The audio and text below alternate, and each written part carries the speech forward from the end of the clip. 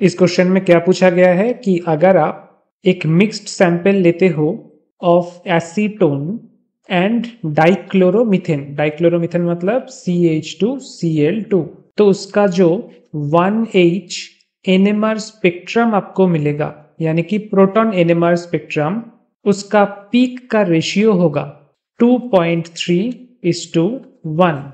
Acetone इस to dichloromethane का peak का रेशियो 1H एनएमआर सिग्नल का जो पीक है उसका रेशियो 2.3:1 आएगा।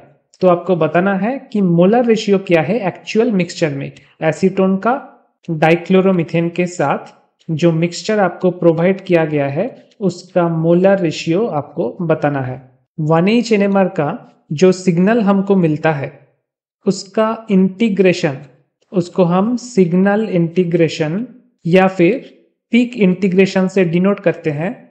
और इसमें हम क्या मेजर करते हैं कि हमारे पास जो सिंगलेट आया है उस सिंगलेट पीक के अंदर जितना एरिया है उस एरिया को हम मेजर करते हैं। सो एरिया ऑफ सिंगलेट उसको हम मेजर करते हैं बाय सिग्नल और पीक इंटीग्रेशन। और एरिया किसके ऊपर डिपेंड करेगा? It will depends upon intensity of the peak. Area of any singlet peak is directly proportional to intensity of the peak। और intensity किसके ऊपर डिपेंड करता है? Number of protons और more specifically number of equivalent protons जिसके लिए ये peak arise कर रहा है, मतलब number of equivalent protons which gives the singlet।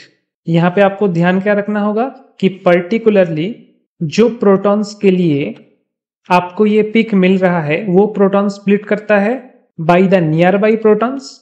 Suppose ये अगर एक आर्बिट्ररी स्ट्रक्चर है तो यहाँ पे जो मिथाइल ग्रुप है उसका 3 प्रोटॉन के लिए हमको जो मिलेगा पिक वो स्पिन स्पिन स्प्लिटेड हो जाएगा बाय दिस 2 प्रोटॉन्स। ये 2 प्रोटॉन के वजह से इन तीनों प्रोटॉन्स का पिक स्प्लिट हो जाएगा और हमको क्या मिलेगा? एक ट्रिपलेट पिक। ठीक है, एक ट्रिपलेट पिक मिलेगा अगर आप 2Ni+1 ये फॉर्मूला को अप्लाई करोगे तो। लेकिन this will be seen in high frequency NMR. ठीक है, अगर रेजोल्यूशन हाई ना हो, अगर आपके पास लो फ्रीक्वेंसी या लो रेजोल्यूशन एनएमआर है तो ये ट्रिपलेट आपको दिखाई नहीं देगा, ये अपीयर होगा एज अ सिंगलेट। क्योंकि ये जो 3 प्रोटॉन है 1, 2 एंड 3, ये तीनों प्रोटॉन क्या है? Equivalent proton. तो इन 3 इक्विवेलेंट प्रोटॉन के लिए आपको एक ही सिंगलेट मिलेगा और इसके अंडर जो एरिया आता है वो area will be proportional to this number, यानी कि 3 के साथ प्रोपोर्शनल होगा।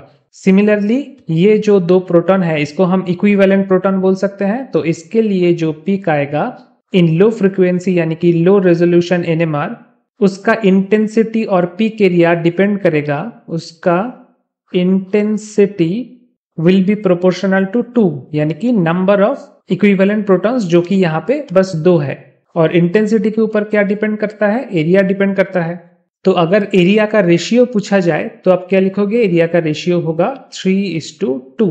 3 प्रोटॉन के लिए जो सिंगलेट आपको मिलेगा और यहाँ पे 2 प्रोटॉन के लिए जो सिंगलेट आपको मिलेगा उनका जो एरिया है रेस्पेक्टिव एरिया, उस एरिया का रेशियो होगा 3:2।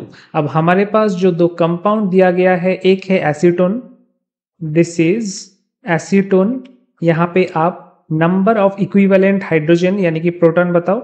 6 इक्विवेलेंट प्रोटॉन है, सो 6 हाइड्रोजन के लिए हमें एक सिंगलेट मिलेगा और इसके साथ हम रेशियो निकाल रहे हैं डाइक्लोरोमीथेन की, यानी कि CH2Cl2।